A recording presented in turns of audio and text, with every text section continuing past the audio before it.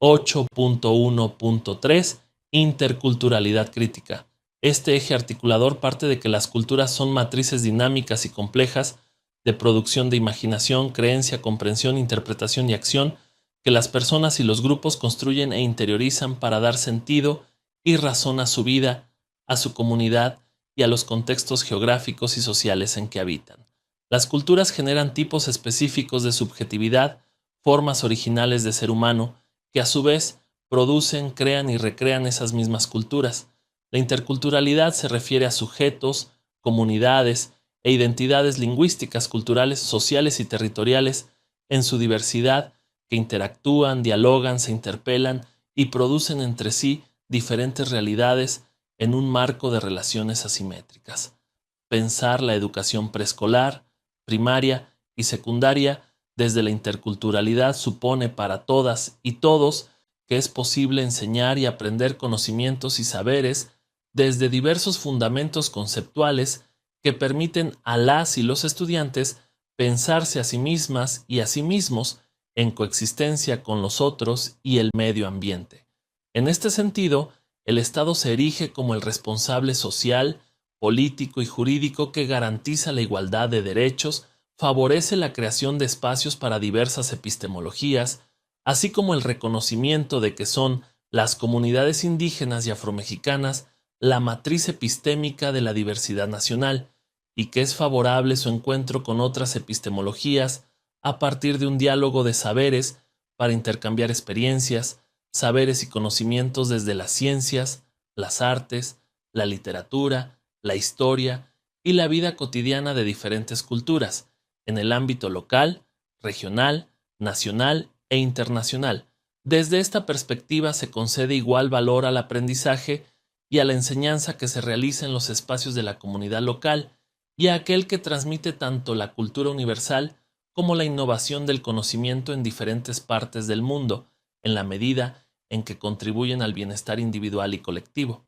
El eje articulador de la interculturalidad crítica reconoce que las relaciones de género, etnia, clase, sexo, territorio, cultura, lengua y capacidad que se presentan en los espacios escolares se expresan en relaciones de poder, que se entrelazan y determinan de manera desigual y asimétrica a favor de unas niñas, niños, adolescentes, maestras y maestros, pero en detrimento de otras y otros. La interculturalidad crítica se diferencia del enfoque multicultural que ha prevalecido en la educación primaria y secundaria oficial durante décadas, desde la propuesta de Gonzalo Aguirre Beltrán sobre las regiones interculturales de México, pasando por las propuestas de educación intercultural bilingüe, hasta la interculturalidad para todas y todos, que tienen un enfoque cercano a la interculturalidad funcional. El multiculturalismo surgió como respuesta a la emergencia política y social de los grupos considerados minoritarios en las sociedades modernas que reclaman reconocimiento a su identidad en su diferencia.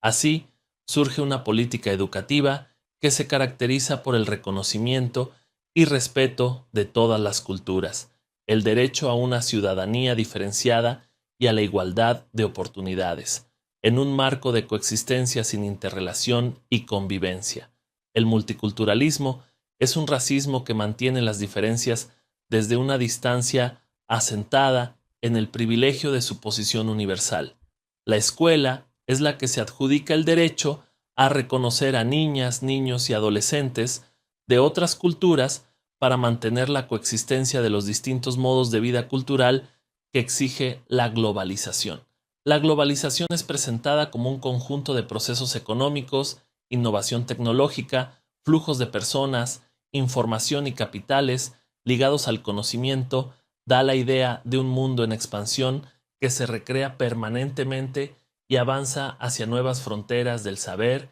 y el universo. Sin embargo, esta perspectiva de la globalización es despojada de la dimensión política que posibilita la incursión de la diversidad en el espacio público. Es decir, se apela al reconocimiento de las diferencias, pero no se incluyen sus saberes en los programas de estudio y en los modelos educativos, de forma que ciencias como la química, las matemáticas, la lengua y la historia sean reflexionadas desde las perspectivas de los pueblos indígenas y afrodescendientes, tomando en cuenta también a las colectividades de género y sexo, para mantener la distancia metodológica y epistémica en el currículo, la enseñanza, el aprendizaje y la vida escolar en su conjunto.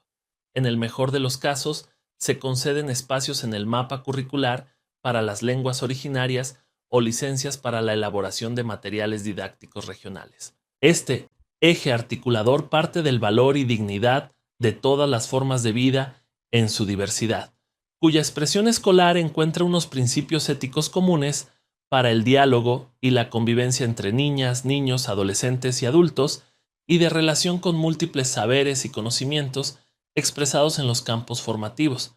En este sentido, se busca que la formación de niñas, niños y adolescentes en todos los grados y modalidades de la educación preescolar, primaria y secundaria permita la construcción de una idea del ser humano encarnada en el sujeto colectivo que forma un todo con la naturaleza.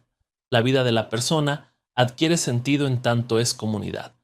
Por lo tanto, la escuela retoma este principio para formar sujetos centrados en el bienestar de la vida en comunidad, con quienes cohabitan el territorio. Con este eje articulador se abre la posibilidad para que las maestras y los maestros, en tanto profesionales de la enseñanza, construyan con sus estudiantes diversos vínculos con la realidad, en cuya interacción se puedan erigir otras formas de relación con el mundo, considerando de manera efectiva la interacción simétrica con diversas culturas, saberes y lenguas.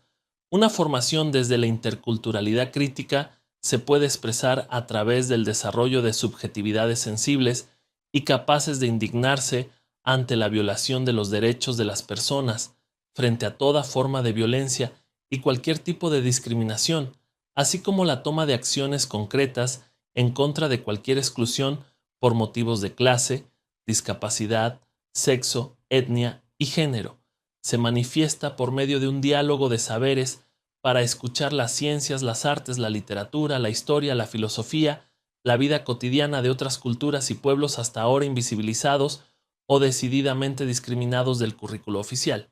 Esto supone la construcción de didácticas que visibilicen las contribuciones, las historias y las representaciones simbólicas y materiales de los pueblos y grupos excluidos de la educación impartida por el Estado.